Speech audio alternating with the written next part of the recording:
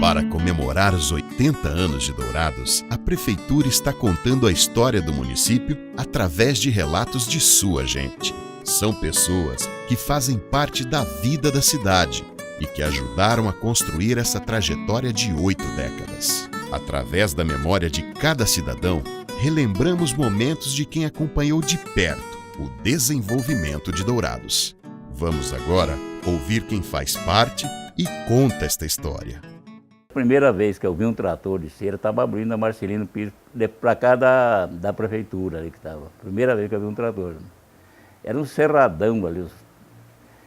Aqui, principalmente aqui para cima, há poucos anos que eu conhecia, era chácara tudo aqui. Não. Então aqui era tudo chácara, estradeira, carreteira por dentro do mato, aqui era chácara de João Ferreira.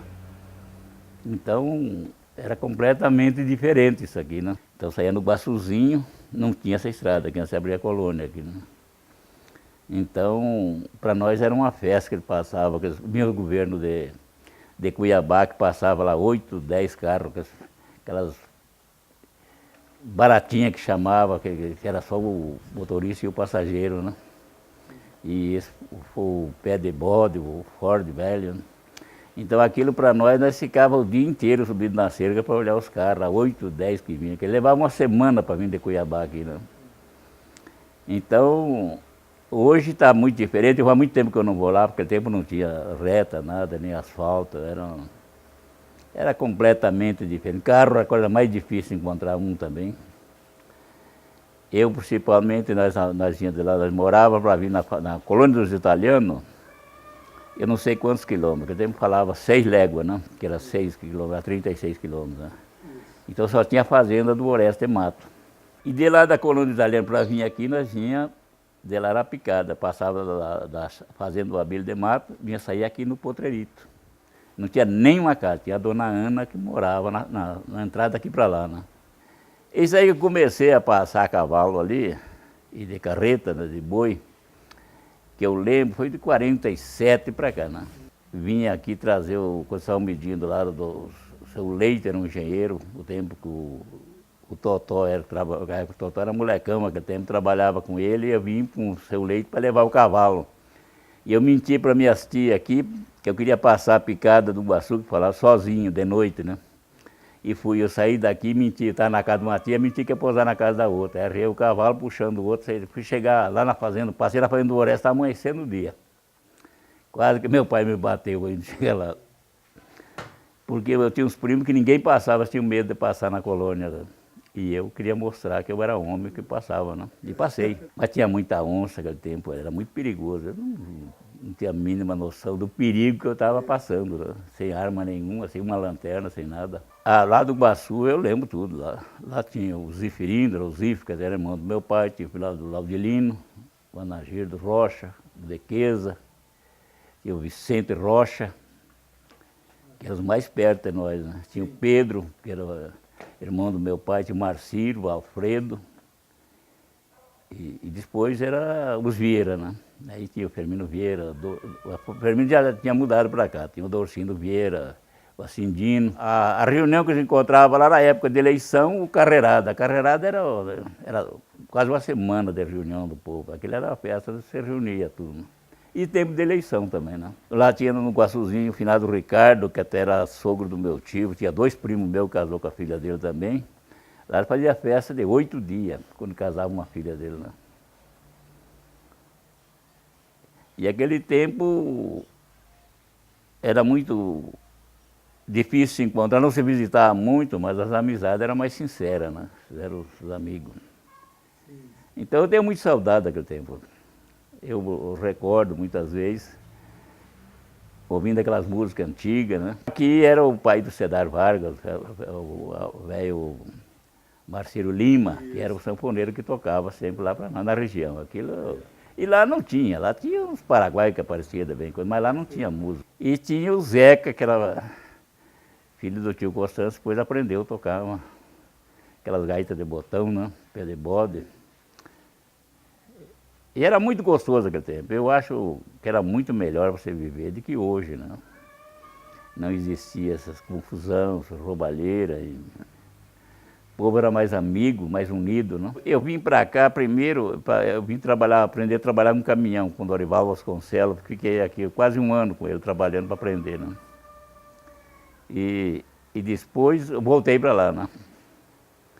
Aí meu pai vendeu a fazenda lá, aí eu mudei para cá. Eu mudei para cá foi em 53, mais ou menos. Mas sempre aquele tempo eu ia para lá, para o Iguaçu, sempre fiquei acompanhando para lá, né?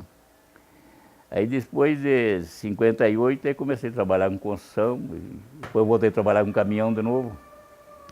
Aí só ia a passeio lá no Iguaçu. O comércio que tinha, eu lembro, que tinha o Eliazinho, que tinha pensão, o Januário de Araújo, e o Emílio Rosa, que era a casa de comércio mais forte que tinha, né? E a Praça Antônio João ali era um gramado cercado de arame. Depois fizeram uma mureta, mas a primeira era arame.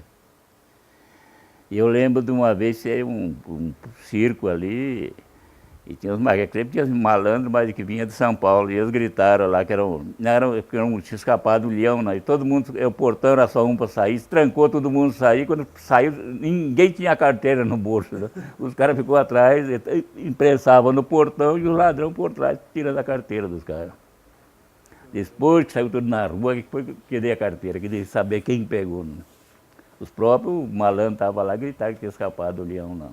Então, Dourado, naquele tempo, uma vez eu vi atolou um caminhão de frente à farmácia do Gaúcho, e o cara tocando chicão para levantar o caminhão, estourou uma veia d'água ali, né? Mas a água pulava quase 1 metro de altura. Porque nós vinha lá do Iguaçu fazer compra aqui, nós ia de carreta lá, né? O Gacete, né? Que até a minha mãe dizia que quando eu era pequeno, que ele que me salvou, ter morrido, né? Até eu ajudei a desmanchar a casa, que era da farmácia dele, na esquina ali, para cá da praça, da esquerda, né? O cinema primeiro foi o do Emílio Rosa ali, né? Depois tinha o Clube Social, onde saía baile, e Carnaval, que era no Elias Milan, que era no salão da Geni Milan, do Elias, onde saíam os carnavais e as brigas, né? Então, eu tenho até teve a irmã dela que casou com o meu primo, com o Alcides. E eu conheci tudo, mas a Geni, logo no começo dela, ela não era, ela ficou meio valente depois que eles puseram o salão de baile. Também o povo abusava um pouquinho, né? E uma vez tinha o Lili, filho do Iliazinho, né? E ela resolveu bater nele, e ele, com uma apanhada dela, ele deu 5 tiros nos pés dela, assim, no chão, para não bater nele. E era vizinho dele ali, né? Mas a Geni era gente fina, gente boa. Então, eles contavam, o meu pai, que eles vieram de carreta, 3 meses de viagem do Rio Grande do Sul aqui. Eles entraram para o Paraguai, né? Os índios, naquele tempo, lá na fazenda, toda a fazenda lá ficava, não falava índio, eram os bugres, né? O meu avô mesmo, toda a fazenda dele, deixava uma parte da fazenda lá, de uma terra de cultura, para os bugres, né? Eles faziam a casa deles, moravam, não incomodavam ninguém, eles plantavam, a plantação dele criava galinha e cachorro, só que eles criavam, né? Então, o dia que cismava de ir embora, eles mudavam de uma fazenda para outra, tudo a pé, levava. A cama não dormia em cama, era rede também, rede de imbira. E eles deixavam a casa deles fechada, ninguém entrava, não apanhavam uma espiga de milho da roça dos bugres. Então, eles não ajudavam, não trabalhavam, não ajudavam ninguém, eu também não incomodavam, não roubavam, não faziam nada. Os índios eram muito bacanas. Então, lá, quando matavam uma vaca, carneava, então eles falavam, avisa os bugres. Aí era para levar ossada, bucho, aquelas coisas, coração, os miúdos davam tudo para os índios levar, né? Então os índios não incomodavam ninguém. Só que queria mandar eles embora de casa, arrumar um serviço para mandar fazer. Aí eles jogavam a mochila nas costas e... Mas eu me criei junto com aqueles índios lá e não tem nada para falar dos índios. Os índios era muito bom. Eu trabalhei muitos anos no caminhão, né? Puxei muito boi do Pantanal, puxei boi daqui para São Paulo, tanto toquei a cavalo como de caminhão. Eu tive uma vida bem sofrida também. Eu conheço a vida dos dois lados, eu trabalhei em tudo que foi serviço. Eu tirei madeira no mato, eu derrubei, puxei madeira com o caminhão. Só não trabalhei na serraria. Na serraria eu trabalhava com caminhão na serraria, mas nunca trabalhei na serraria não. E trabalhei com construção, fiz muito barracão. Até ultimamente eu estava trabalhando de mestre de obra aqui, né? Parei porque fiquei doente. Recordo desse Dourado aqui do tempo do território federal, né? E eles falam muito do governo ajudar. Eu lembro dessa colônia federal que nos deram, lá na cooperativa, ali na Vila São Pedro, tinha um armazém da cooperativa, né? Então a cooperativa, o governo não dava nada dado. Primeiro ele fez a casa, dava o terreno e a casa, depois ele dava só o terreno. Mas o cara tinha o elemento tinha um crédito lá para fazer compra, ferramenta, comida, roupa, calçada, tudo, ele tinha que pagar. Então ia um fiscal a cavalo para ver se ele estava trabalhando mesmo. Se ele não estivesse trabalhando, produzindo, eles cortavam o crédito dele lá também, né? E eu vinha lá do Iguaçu, cada vez que eu vinha a cavalo, passava num travessão, tem um travessão. Todo esse travessão, cada vez eu ia por uma estrada para conhecer a colônia. Então essa colônia eu via como é que ela formou, como é que foi. A serraria ali, foi ali, era muito melhor do que hoje, o tempo da serraria, da colônia ali, né? Sim. Então Fátima do Sul também, quando logo começaram a Vila Brasil, e tinha a fazenda do meu avô, do Homero, era bem no costado ali, então nós ia sempre lá na vila. Era muito gostoso aquele tempo. Eu conheci esse trecho aí, andando a cavalo, e carreta, que meu pai, aquele tempo, ele gostava muito de carretear, meu pai. Nós tinha 3 carretas, com 6 boi cada uma. Mas era gostoso demais. Eu havia até já de carreta, nós íamos na fazenda do tio Geraldino. E tio Geraldino, a tia Cecília ia na outra carreta. E eu ia a cavalo na frente da carreta, eu apiei do cavalo e eu estava de pé no chão. E fui montar a cavalo e tinha muita mutuca, mordido o cavalo batendo com o pé. Ele bateu, me atorou um dedo do pé. Eu quase morri esvaído na estrada. Não tinha jeito de tocar. Nem via para onde é que foi a ponta do dedo. Bateu, você estava em cima de algum pauzinho, o cavalo bateu por causa das mutucas, né? Bateu em cima do dedo, atorou o dedo. Inclusive naquela construção da ponte lá de Rio Brilhante, do Vacaria, que nós trabalhamos naquela ponte do começo ao fim. Nós tiramos a madeira lá na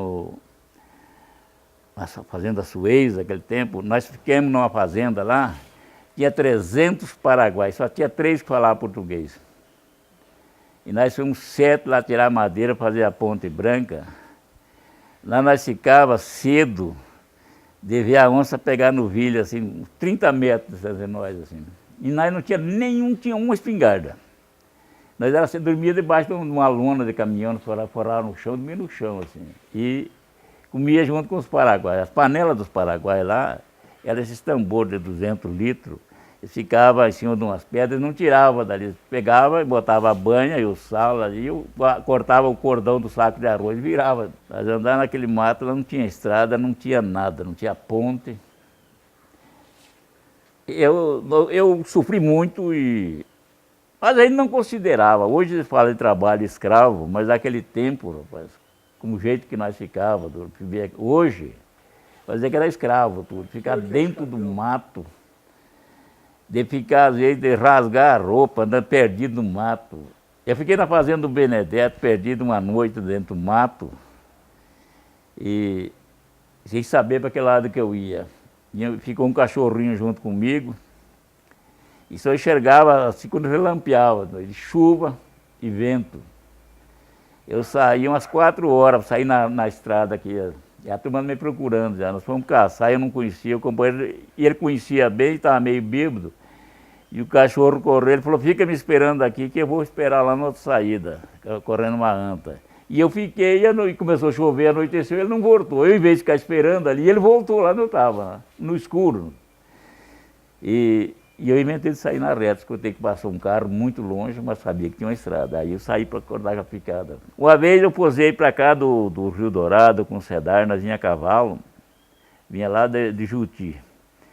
Aí eles falaram, saímos para fora da estrada assim, e vamos posar aqui, dormir, tá? Tarde da noite, cansado, a cavalo, zaremos cavalo, arrumamos a cama. E eu achei 2 manchãozinhos, 2 formigueiros assim. Aí eu arrumei a cama, ficou bem ajeitadinho, porque era 2 manchões de terra, né? Aí eu acordei de madrugada, dei uma olhada assim, né? Vi umas cruzes perto. E o Cedar com a cabeça coberta. Eu falei, Cedar, sabe onde é que nós estamos dormindo? Porque nós passamos um aramado, né?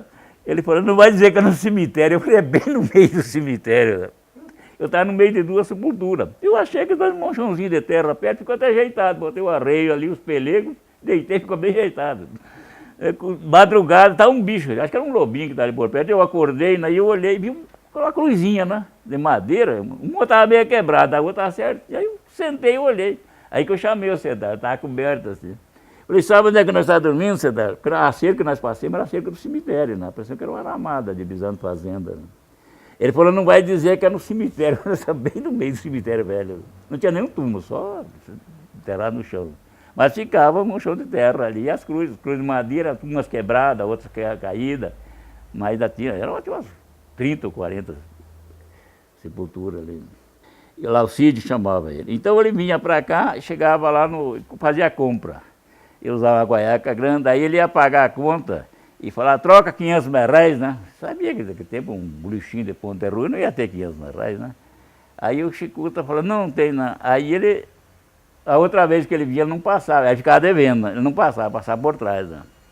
Aí um dia ele veio para cá e o Chicuta viu, né? Aí foi nos vizinhos, arrumou 500 reais emprestado com o outro lá e guardou lá na caixa. Foi de tardezinha, ele chegou a cavalo lá, comprou um monte de coisa, botou no alforje, botou lá no cavalo, aí falou pro Chicuta, ô rapaz, esqueci de ter falado, troca 500 reais para ele. Não troco, falou pra ele. Ele falou, tá pensando que eu não tenho? Ele falou, não, eu tô te falando que eu troco, não estou pensando que você não tem, você está me oferecendo dinheiro aí. Aí foi lá e me trouxe, eu tinha arrumado com os vizinhos emprestados, né? E ele não tinha os 500. Aí o Chicuta foi e falou, você era acostumado a fazer essa, mas comigo você não vai fazer mais, né? Porque aí ele comprava, ia trocar, já tinha pegado a mercadoria, deixava ele levar. Aí ele passava pela Rua dos Veiacos, né? Porque a Rua dos Veiacos, é época a turma vinha de lá da colônia, que estava abrindo a colônia, e comprava, ficava devendo, vinha para cá. Na volta ele passava por trás, né? Para não pagar. Flórida, por exemplo, era a fazenda da Figueira, né? Então, isso aí eu conheci tudo, isso aí quando era desse jeito. Mesmo aqui, quando eu mudei para aqui, para esta casa aqui, não tinha o BNH aqui, né? Que eu aqui ia estar com 48 anos que eu morando aqui nessa casa. Então Dourado mudou completamente. Hoje eu não conheço mais Dourado, por essas Vila Nova, eu não conheço.